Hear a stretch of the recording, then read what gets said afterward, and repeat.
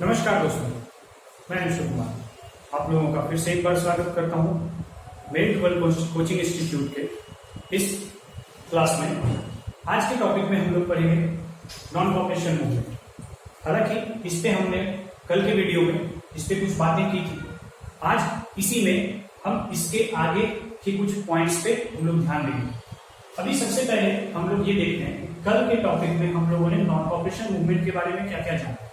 कल के टॉपिक में हमने ये जाना था कि नॉन कॉपरेशन मूवमेंट को शुरू करने के पीछे कौन कौन सी बातें थी। जैसे हम लोगों ने सबसे पहले ये देखा था कि रॉलेट एक्ट जो कि शुरू किया गया था 1919 में। 1919 में जब हम लोगों के सामने ये परिस्थितियां थी कि 1914 के बाद वर्ल्ड वॉर 1914 से 1918 के बाद वर्ल्ड वॉर खत्म हो चुका था और उसके बाद भारतीयों को ये लग रहा था कि अब हमें आजादी मिल जाएगी। लेकिन अब हुआ क्या कि अंग्रेजों ने आजादी देने के बदले हम लोगों के सामने एक काला कानून ब्लैक एक्ट लाकर रख दिया, जिसे हम लोग कहते हैं रॉलेट एक्ट। इस काले कानून के जरिए भारतीयों को और उनके मंशाओं को चकनाचूर करने का प्रयास किया गया। इस पहला पॉइंट तो ये था जिसके कारण नॉन कॉपरेशन मूवमेंट शुरू किया गया। इसके जरिए हम लोगों ने ये देखा था कि बहुत सारे लोगों को, अनगिनत लोगों को अलग अलग जगह पे, भारत के अलग अलग ब्रिटिश इंडिया क्षेत्र से अलग अलग जगह से लोगों को गिरफ्तार किया जा रहा था।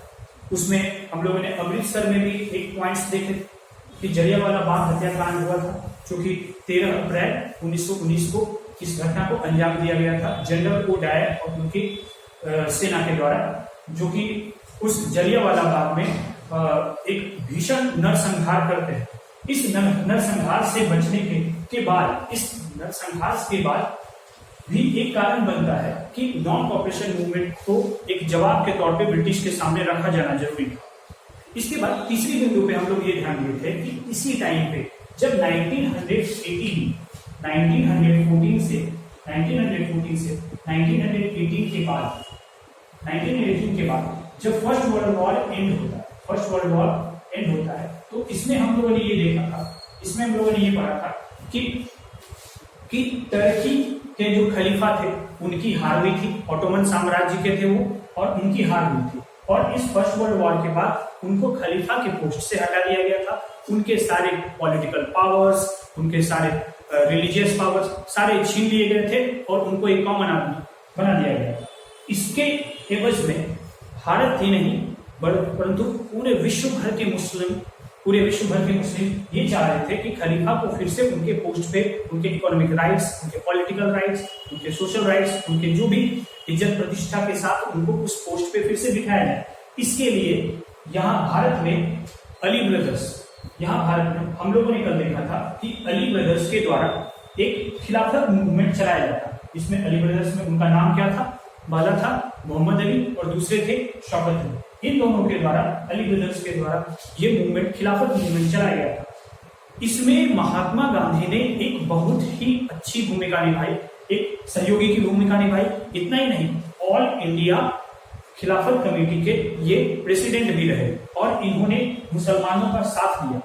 और इस साथ देने के एवज में वो ये चाह रहे थे कि वो एक ऐसा मूवमेंट शुरू करें जिसका नाम हम नॉन कॉपरेशन मूवमेंट देते। इस नॉन कॉपरेशन मूवमेंट में वो अंग्रेजों के खिलाफ इन मुसलमानों का साथ चाहते थे। मुसलमानों का साथ चाहने के लिए ही वो खिलाफत मूवमेंट और नॉन कॉपरेशन मूवमेंट को एक साथ चलाना चाहते थे। तो इस बात को हम लोगों ने समझा, यही था हमारा बैकग्राउंड जिसके बेस पे नॉन कॉपरेशन मूवमेंट को शुरू किया गया था। इसके बाद हमने एक और पॉइंट बताए थे कि अपने बुक हिंद स्वराज में महात्मा गांधी ने यह कहा था कि भारतीय लोगों के कॉपरेशन के कारण ही ब्रिटिश सरकार यहाँ पे चल पा रही है। अगर सारे ब्रिटिश सरकार के खिलाफ हो जाए, सारे लोग अगर ब्रिटिशर्स को कॉपरेट करना बंद कर दें, तो ऐसे में क्या होगा कि वो यहाँ से एक साल के अंदर तंग होकर के वो चले जाएंगे। ना ही हमको कहीं भी सपोर्ट करना है, ना ही उनको उनके विद्यालय में सपोर्ट करना है, ना ही उनके लॉ मेकिंग में सपोर्ट करना है, ना ही उनकी सरकार को सपोर्ट करना है। किसी भी तरह का सपोर्ट, किसी भी तरह का कॉपरेशन इंडियंस के थ्रू नहीं होगा। अगर ऐसा हुआ तो महात्मा गांधी ने दावा किया था कि एक साल के अंदर अंदर हमें आजादी मिल जाए। इसी सोच को ध्यान में रखते हुए उन्होंने इस टाइम पे 1920 से 1922 के बीच उन्होंने नॉन कॉपरेशन मूवमेंट को शुरू करने का प्लान बनाया। अब हम लोग ये देखे थे, इसके बाद हम लोगों ने ये देखा था कि ये जो नॉन कॉपरेशन मूवमेंट है, इस नॉन कॉपरेशन मूवमेंट को सबसे पहली बार उन्होंने कब इसके बारे में बात रखी, सबसे पहली बार उसको प्रपोज कब किया गया था लोगों के सामने, तो 1 अगस्त 1920, 1 अगस्त 1920 को इस बात को कहा गया कि हम एक पूरे नेशन वाइड मूवमेंट हम शुरू करेंगे, इसको हम नॉन कॉपरेशन मूवमेंट करें। इसके बाद हम लोग ये देखा हम लोगों ने कि ये वो डेट था जिस टाइम सबसे पहली बार नॉन कॉपरेशन के बारे में बात की गई, और दूसरी बार इन्होंने एक स्पेशल सेशन बुलाया गया था कांग्रेस का कलकत्ता, स्पेशल सेशन कलकत्ता में बुलाया गया, और ये सेशन सितंबर 1920 में हो रहा। इस सेशन के अध्यक्ष कौन थे, प्रेसिडेंट, इस सेशन के प्रेसिडेंट कौन थे, लाला लाजपत राय। लाला लाजपत राय के प्रेसिडेंटशिप में यहाँ पे महात्मा गांधी सबसे पहली बार कांग्रेस में ये बात रखते हैं, मीन्स कि एक नॉन कॉपरेशन मूवमेंट हमें करना है, जो कि अंग्रेजों को उनके रॉलेट एक्ट का के जवाब में, उनके टर्की के खलीफा को हटाने के जवाब में, उनको जलियांवाला बाग के जवाब में हम अपने कांग्रेस की तरफ से और भारतवासियों की तरफ से एक करारा एक मूवमेंट हम करेंगे, जिसका नाम था नॉन कॉपरेशन मूवमेंट, अर्थात असहयोग आंदोलन। इस आंदोलन के जरिए, इस आंदोलन में अब हम लोग ये देखते हैं, सबसे लास्ट पॉइंट इसमें हमको देखना है कि एक ईयरली सेशन है। इसमें तो महात्मा गांधी ने इंट्रोड्यूस किया था नॉन कॉपरेशन मूवमेंट को कांग्रेस के मीटिंग में सबसे पहली बार, लेकिन इस कांग्रेस ने इसको एक्सेप्ट कर दिया। इसको एक्सेप्ट करते हैं ये अपने ईयरली सेशन जो उनका होता है, नागपुर के ईयरली सेशन में इन्होंने इस कांग्रेस ने नॉन कॉपरेशन मूवमेंट को एक्सेप्ट किया, और उन्होंने एक पास कर दिया कि हाँ, इस बार हम लोग एक नॉन कॉपरेशन मूवमेंट शुरू करने वाले हैं, एक असहयोग आंदोलन का तमाचा ब्रिटिशर्स के मुंह पे मारेंगे, और इससे क्या होगा कि उनको 1 साल के अंदर हमें आजादी भी मिलेगी और उनको उनका जवाब भी मिलेगा। इस जोश खरोश के साथ इस मूवमेंट को शुरू करने का दावा कांग्रेस से भी पास हो गया। एक बात और इसमें याद रखना है कि सी विजय राघवाचारी ये इस सेशन, ये जो ईयरली सेशन 1920 में हुआ था, इसके ये प्रेसिडेंट थे।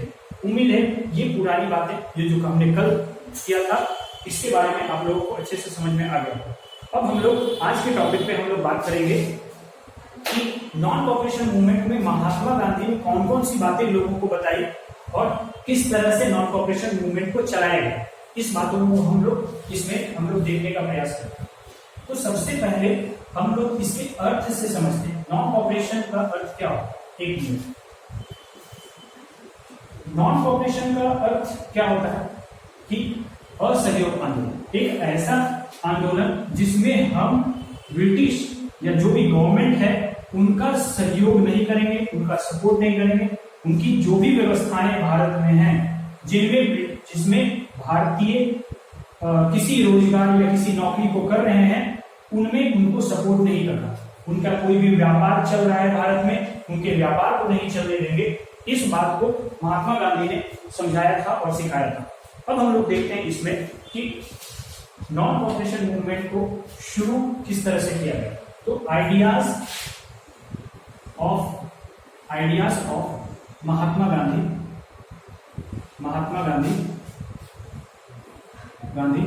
Related to non cooperation movement and सी, कौन कौन सी बातें समझाए। एक मूवमेंट करना है तो इस मूवमेंट में क्या क्या करना है, कौन कौन से कदम उठाने हैं, इसके बारे में महात्मा गांधी ने क्या कहा, इस बारे में इस पॉइंट्स को हम लोग ध्यान से देखेंगे। तो इसमें हम लोग ये देखते हैं, सबसे पहला पॉइंट कि इन्होंने कहा कि हम अब खादी को प्रमोट करेंगे। Khadi word promoted means khadi को बहुत ही व्यापक स्तर पे प्रमोट किया गया कि अब खादी के वस्त्र ही हम लोग इस्तेमाल करेंगे, और विदेशी कपड़े जो विदेशी कपड़े means British foreigners clothes cloths were born fire. It means इसकी आगजनी सामूहिक आगजनी, हर जगह पर सामूहिक आगजनी की गई foreign clothes. It means Mahatma Gandhi ने यह समझाया कि आपको अब खादी का प्रयोग करना है, खादी के कपड़े आप लोगों को इस्तेमाल करना है, और जो भी विदेशी कपड़े हमारे मार्केट में, हमारे भारतीय मार्केट में आ रहे हैं, उनको नहीं इस्तेमाल करना है, उनको नहीं खरीदना है। और अगर किसी ने इसको खरीदा है, अगर कोई इस तरह इस्तेमाल करता है, तो उनको क्या करना चाहिए कि उनको सामूहिक रूप से उनकी आगजनी करनी चाहिए, सामूहिक रूप से। इसके बाद इन्होंने समझाया कि teachers and students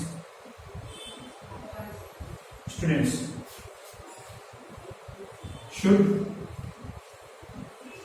left the British clothes, British colleges and schools. It means उन्होंने ये भी रिक्वेस्ट किया लोगों से कि जो भी आप टीचर्स हैं या स्टूडेंट्स हैं, आप लोग क्या करो कि जो भी ब्रिटिश सरकार के द्वारा रन किए गए कॉलेजेस, स्कूल्स या फिर यूनिवर्सिटी हैं, इनको आप छोड़ दीजिए। ठीक है, इससे क्या होगा, उनका बहुत ज्यादा नुकसान। यहाँ भी देखिए, यहाँ भी आर्थिक नुकसान और यहाँ भी आर्थिक नुकसान हो रहा है ब्रिटिशर्स को। इसके बाद इन्होंने समझाया कि liquors shop were picketed. It means इसका मतलब यह है कि लिकर शॉप के चारों ओर खड़े होकर के लिकर शॉप को इस तरह से एक हाथ इस तरह से, एक हाथ से दूसरा हाथ से तीसरा हाथ, इस तरह से करके उसको पूरे, जैसे मान लीजिए ये लिकर शॉप है पीछे, तो वो उसके आगे में बहुत सारे लोग आगे खड़े हो जाते थे हाथ जोड़ करके, और सामने से आने वाले किसी भी व्यक्ति जो कि शराब खरीदने आ रहा है, अंग्रेजों का शराब या फिर किसी का भी शराब, उनको खरीदने से उनको मना कर रहे थे और उनको अंदर नहीं जाने दे रहे थे दुकान में। ये भी एक प्रक्रिया लोग महात्मा गांधी ने समझाया। इसके अलावा महात्मा गांधी ने ये भी कहा कि जो भी लॉयर्स हैं मीन्स वकील जो भी हैं, should left the legal practices in Britishers court.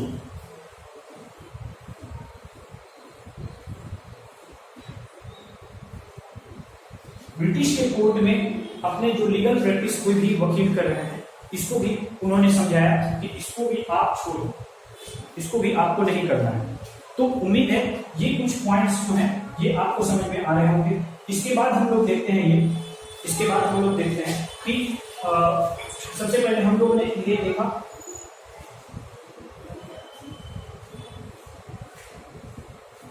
इसके बाद हम लोग देखते हैं कि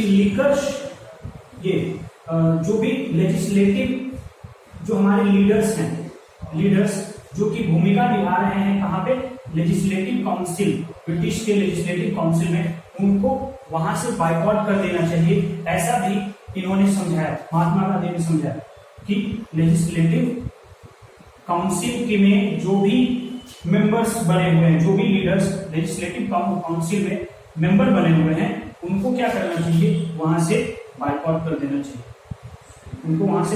देना चाहिए, और उनके इस तरह के चीजों को वो हटा देना चाहिए। इसके बाद इन्होंने समझाया कि लोगों को बहुत भारी मात्रा में चरखा चलाने का, ये खादी से रिलेटेड है, तो यहीं पे इस पॉइंट को लिख देते हैं कि चरखा is distributed,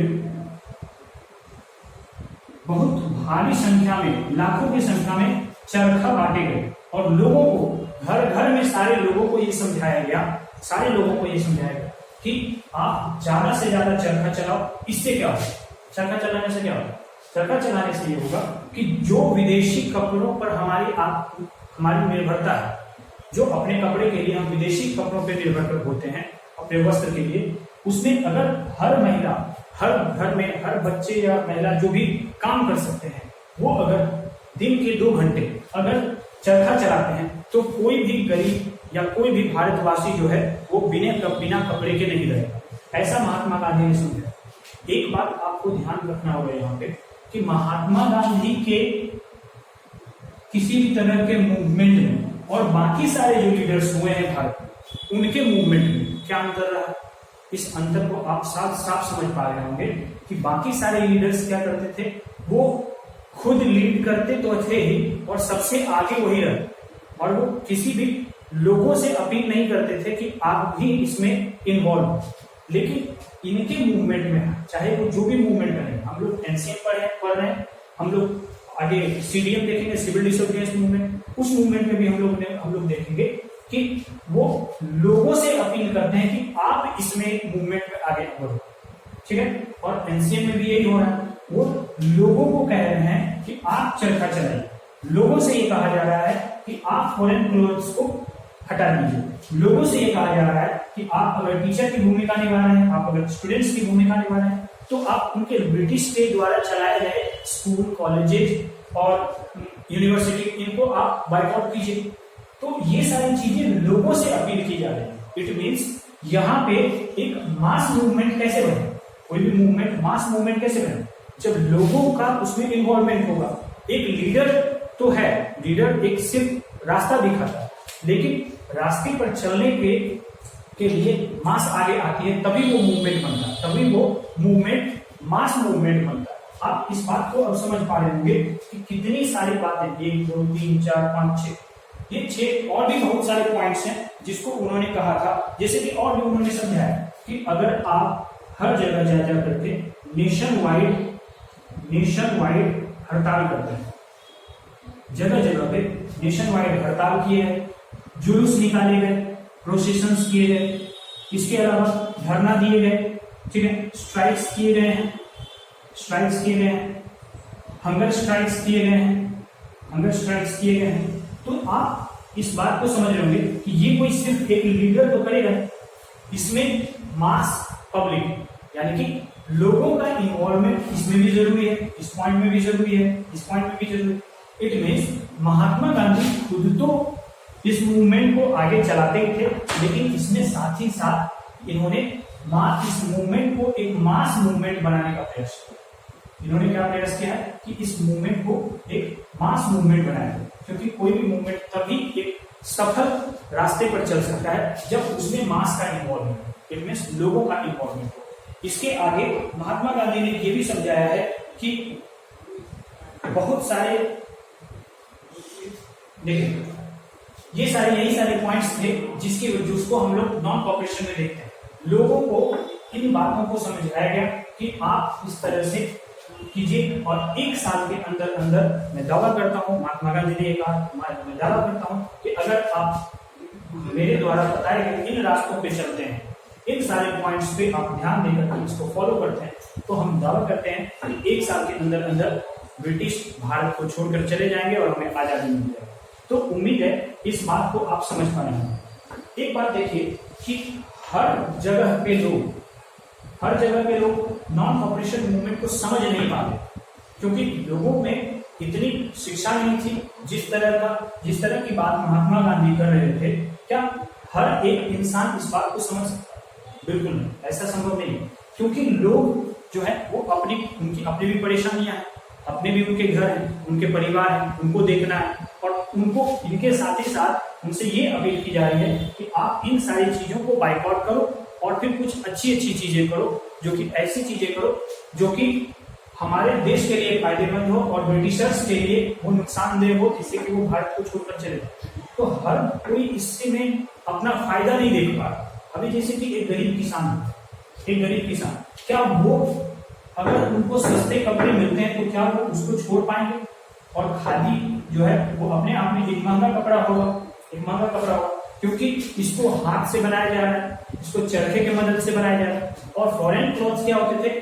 foreign clothes Britain से बनके या फिर लंदन से बन के आते थे जो कि मशीनों से बने होते थे, तो ये सस्ते हो और ये उसकी बनस्पत महंगा होता था। तो क्या एक गरीब किसान जिसको रोटी के लिए जद्दोजहद करना पड़ रहा है हर समय, हर सुबह, हर दिन रात उठ करके, क्या वो इस चीज को फॉलो कर सकता है? थोड़ा मुश्किल होगा। फॉलो करेंगे, करना ही पड़ेगा, लेकिन थोड़ा मुश्किल होगा। लिकर शॉप तो इसको तो किया जा सकता है। लॉयर्स और टीचर्स और स्टूडेंट्स, ये लोग कितने दिनों तक अपने कॉलेज को छोड़ सकते हैं, कितने दिनों तक अपने स्कूल्स को छोड़ सकते हैं, अपनी पढ़ाई को कितने दिनों तक छोड़ सकते हैं? क्या संभव है? क्योंकि अगर आप इस तरह का कुछ छोड़ने को कह रहे हो कि कॉलेज छोड़ दो, स्कूल छोड़ दो, यूनिवर्सिटी छोड़ दो, इट मीन्स आप अपने करियर को दांव पर लगा रहे हो। यहाँ पे तो यही बात कही जा रही है कि करियर को दांव पर लगा करके इस मूवमेंट में कूद पड़ी। तो बहुत सारे युवाओं ने जोश में आकर के ये तो कर दिया, लेकिन आगे जैसे जैसे मूवमेंट आगे बढ़ा तो सारे लोगों का इस आंदोलन के प्रति जो जोश था वो नो डाउट बहुत बढ़ा, और हर एक इंसान को लग रहा था कि अब हम आजादी पा लेंगे। लेकिन इसके अलावा इसमें कोई कुछ ड्रॉबैक्स भी है। तो इसमें कौन कौन से ड्रॉबैक्स है, अब हम 2-3 पॉइंट में उसको समझने का प्रयास करते हैं। ठीक है, इसमें हम 2-3 पॉइंट्स में इनको भी समझने का प्रयास करते हैं कि एनसीएम को सफलता नहीं मिल पाई, या जितनी भी मिली वो कम क्यों थी, आजादी क्यों नहीं मिल पाई उस वक्त। ठीक है, तो इसमें सबसे पहले इसमें 2-3 पॉइंट्स को हम लोगों को समझना है। ठीक है, कि सबसे पहला पॉइंट तो इसमें ये है कि drawbacks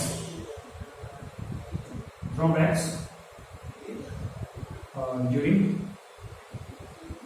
NCM movement.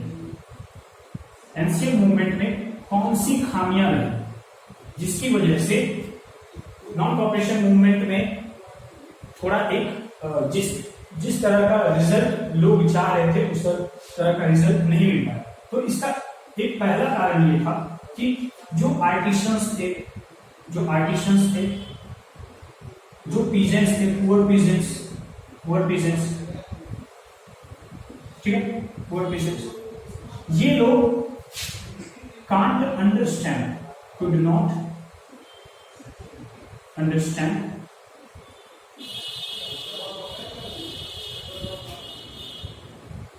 clearly about NCM. ठीक है, ये लोग पढ़े लिखे लोग होते नहीं थे, पढ़े लिखे लोग नहीं होते थे, ऊपर से गांव में बसते थे। तो इसमें और तो इस वजह से हुआ क्या कि एनसीएम को ये सही समझ ही नहीं पाते। ये कोई भी मूवमेंट होता है, कुछ भी बड़ा बदलाव आने लगता है, तो कोई भी ग्रुप क्या सोचे, कोई भी ग्रुप पर सबसे पहले अपना फायदा देखने में क्या होता है कि ये देखते हैं कि इस फला आंदोलन में हमें जुड़ने से क्या मेरा कोई निजी फायदा हो सकता है, अगर होगा तो हम इसमें जुड़ेंगे, अगर नहीं हो पाएगा तो फिर हमारे जुड़ने से क्या फायदा, मेरे लिए तो वही दिन वही रात सब बराबर है। ठीक है, तो जो आर्टिसंस हैं या पुअर पीजेंट्स हैं उनकी स्थिति तो वैसे भी दयनीय है। ठीक है, तो ये इस बात को समझ नहीं पा रहे थे, इसीलिए इनका मूवमेंट तो था, लेकिन इनको अपना फायदा दिख रहा। जब तक इनको अपना फायदा दिखा तब तक उससे जुड़े रहे, जब इनको अपना फायदा नहीं दिखने लगा तो उससे हट जाएंगे। उसी तरह से सारे विलेजर्स हैं, तो विलेजर्स में भी वही स्थिति है।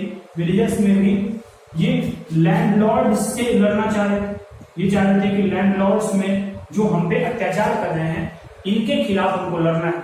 जैसे हम लोग एग्जाम्पल के लिए देखते हैं, बाबा रामचंद्र के द्वारा हम लोग देखे हैं, बाबा रामचंद्र के द्वारा एनसीएम को चलाया गया था लखनऊ में। एनसीएम को चलाया गया था कहाँ पे? लखनऊ में। और इसमें जवाहरलाल नेहरू ने भी सपोर्ट किया था, जवाहरलाल नेहरू ने भी इसमें सपोर्ट किया था। तो विलेजर्स ने भी लैंडलॉर्ड्स को लेकर के वो आजादी चाह रहे। अब देखिए, हमने ये बात की है कि नॉन कॉपरेशन मूवमेंट में आजादी मिलने का दावा किया गया। तो आजादी मतलब क्या? आजादी मीन्स हर एक ग्रुप के लिए आजादी का मतलब अलग अलग। जैसे विलेजर्स के लिए आजादी का मतलब है कि उनको उनके लैंडलॉर्ड से, मीन्स उनके जो वहां पे जमींदार हैं, वहां पे जो साहूकार हैं, जो कि उनको अपने हिसाब में फंसा करके और उनके जमीनों को हड़प लेते थे, उनको कर्ज में डुबो देते थे और उनको बंधुआ मजदूर बना देते थे।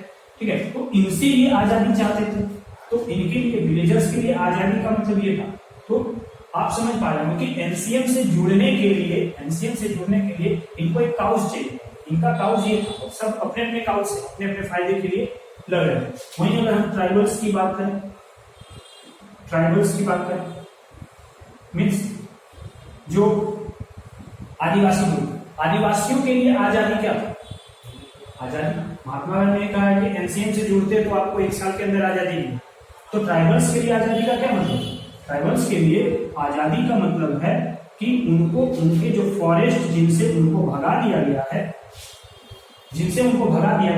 इसमें इनको वापस जगह मिले, जाने का मौका मिले, इसमें जाकर के उनको फिर से लकड़ियां चुनने का मौका मिले, इसमें फिर से जाकर के उनको अपना आवास बनाने का मौका मिले। वहां पर जैसे उनको दादा परदादा उनके रहा करते थे, जैसे उनके पूर्वज रहा करते थे, वैसे उनको भी उस फॉरेस्ट में रहने का मौका मिले। ठीक, तो क्या इस लेवल पर उनकी चीजें हो पाई? नहीं हो पाई। ठीक है, ऊपर से इन ट्राइबल्स को उठा करके कहां डाल दिया गया? इनको बना दिया गया मजदूर। इनको क्या बना दिया गया? Plantation workers. इनको बना दिया गया प्लांटेशन वर्कर्स बना दिया। इट मीन्स हम लोग जानते हैं कि अगर जंगलों से आप कहीं भाग के जाते हैं तो आपको शहरों में जाकर के या किसी गांव में जाकर के मजदूर की भूमिका निभानी पड़ेगी, क्योंकि आपका तो सारा जो संपत्ति था वो जंगल ही था। जंगल से ही आप खाते थे, जंगल से ही आप कमाते थे, जंगल ही आपका रहना था, आपका आवास था, आपका सब कुछ था। अब वो आपसे छीन गया तो आप एक मजदूर के अलावा और क्या रह जाए? बिल्कुल भी नहीं, और कुछ भी नहीं बन पाएंगे। और क्योंकि आप ना पढ़े लिखे हैं, ना आपकी कुछ ऐसी शिक्षा, ना कुछ ऐसी तैयारी हुई है जिससे कि आप बेहतर समाज में रह पाएंगे, तो ये ट्राइबल्स के सामने सिर्फ और सिर्फ एक ही ऑप्शन बचता है कि ये वर्कर्स की भूमिका निभाए। और वर्कर्स भी कैसे? बहुत ही सस्ते मजदूर बना दिया जाता था, चीप लेबरर्स इनको बना दिया जाता था। चीप लेबर्स बनकर ये रह जाते, बहुत ही कम दाम पे इनको 12-12 घंटे, 13-13 घंटे, 14-14 घंटे खटाया जाता था प्लांटेशन के फील्ड में। प्लांटेशन मीन्स जैसे टी उपजाने में, कॉफी उपजाने में, इंडिगो उपजाने में, तो इन सब में इनको लगाया जाता है। ठीक है, तो इनसे ये आजादी चाहते, तो ना इनको उस तरह से सफलतापूर्वक आजादी मिल पाई, ना इनको फॉरेस्ट में जगह मिल पाया वापस, ना प्लांटेशन वर्कर्स को यहाँ पे आजादी मिल पाई, क्योंकि प्लांटेशन वर्कर्स को इमिग्रेंट एक्ट के तहत इनको वहां पे मजदूर नहीं, बंधुआ मजदूर बना दिया जाता था एक तरह से, और उनको बहुत ही सस्ते मजदूरी पर उनको काम करने के लिए टी प्लांटेशन में, कॉफी प्लांटेशन में, इंडिगो प्लांटेशन में, शुगर केन प्लांटेशन में, इन सारे प्लांटेशन में इनको काम कराया जाता था बहुत ही जीतोड़ मेहनत, क्योंकि इस मेहनत के बल पे ही वो ज्यादा से ज्यादा कमाई कर सकते थे। इसको भेज करके यूरोप के मार्केट में भेज करके और वहां पर से प्रोड्यूस गुड्स बना करके और उसको फिर बाद ये चाइना के मार्केट में, इंडोनेशिया के मार्केट में, भारतीय मार्केट में, इट मीन्स ईस्टर्न एशिया के मार्केट में इसको बेचने का पूरा एक प्लान तैयार किया जाता था। तो इसी वजह से प्लांटेशन वर्कर्स का महत्व बढ़ा हुआ था और प्लांटेशन वर्कर्स को बंधुआ मजदूर की तरह यहाँ पे काम कराया जाता। तो इससे इनको आजादी चाहिए। हम समझ पा रहे होंगे कि आर्टिसंस, पुअर पीजेंट्स को अपने गरीबी से आजादी चाहिए था, विलेजर्स को लैंडलॉर्ड्स या जमींदार या साहूकार से आजादी चाहिए था, ट्राइबल्स को फॉरेस्ट में जाने की आजादी चाहिए थी, प्लांटेशन वर्कर्स को जो चीप लेबर बना करके उनको इन सारे जो बगानों में इनको रख दिया गया था, जबरदस्ती इनसे मेहनत कराई जा रही थी, काम कराया जा रहा था, इनसे इनको आजादी चाहिए थी। तो ऐसे केस में क्या इनको ये सारी आजादी मिल पाई? इस वजह से तो क्यों नहीं मिल पाई? क्योंकि महात्मा गांधी के द्वारा सुझाए गए सारे पॉइंट्स जो हम लोगों ने अभी इसके पिछले स्लाइड में हम लोगों ने देखा, उन सारे पॉइंट्स को ये सारे लोग अच्छे से समझ नहीं पाए। इनके सामने सिर्फ अपना प्रॉब्लम्स था और इस प्रॉब्लम्स के सॉल्यूशन के लिए ये सिर्फ मारना और पीटना जानते थे ज्यादा, या फिर कष्ट झेलना जानते थे। तो बहुत सारे लोगों ने, जैसे हम लोगों ने पढ़ा है, बहुत सारा विद्रोह भी हुआ है समय समय पे, ट्राइबल्स के द्वारा बहुत सारा विद्रोह किया गया, लेकिन इस टाइम पे एनसीएम का इन लोगों को फायदा कुछ ज्यादा नहीं मिल पाया, क्योंकि ये दूर इलाके में बसते थे, कहीं किसी जंगलों के आसपास बसते थे या कहीं कोई दूर विलेज में बसते थे, तो वहां तक महात्मा गांधी के विचार का प्रचार प्रसार तो हो पाया, लेकिन वो बहुत ही टूटे फूटे शब्दों में, अस्पष्ट शब्दों में हो पाया। तो इनका फायदा कहाँ मिला ज्यादातर? इनका फायदा मिलता है ज्यादातर सिटीज में, शहरों में। सारे लोग पढ़े लिखे हैं, अधिकतर लोग पढ़े लिखे हैं, और ये लोग समझ पा रहे हैं कि महात्मा गांधी किस तरह के मूवमेंट को चाहे, तो इन्होंने उस तरह का मूवमेंट चलाया शहरों में जैसे कि महात्मा गांधी चाहते। हालांकि इन लोगों ने भी, विलेजर्स ने, आर्टिसंस ने, पुअर पीजेंट्स ने भी नॉन कॉपरेशन मूवमेंट में बढ़ चढ़कर हिस्सा लिया और अंग्रेजों को खूब परेशान किया है। और इस वजह से हुआ क्या कि नॉन कॉपरेशन मूवमेंट जो है वो एक कह सकते हैं कि एक सफल आंदोलन रहा। ठीक है, आज के वीडियो में हम इतना ही समझेंगे। इसके बाद के वीडियो में हम लोग ये समझेंगे कि नॉन कॉपरेशन मूवमेंट को खत्म कैसे किया गया, क्यों खत्म किया गया। ये 1922 का जो ईयर हमने बताया है, तो 1922 के ईयर में ऐसा क्या हुआ था जिसमें कि नॉन कॉपरेशन मूवमेंट को अचानक बंद करना पड़ा। इतने अच्छे चलते हुए मूवमेंट को, सफल मूवमेंट को बंद करना पड़ा, ऐसी क्या मजबूरी आ गई थी, तो इस बारे में हम लोग देखेंगे अगले वीडियो में। तब तक के लिए धन्यवाद।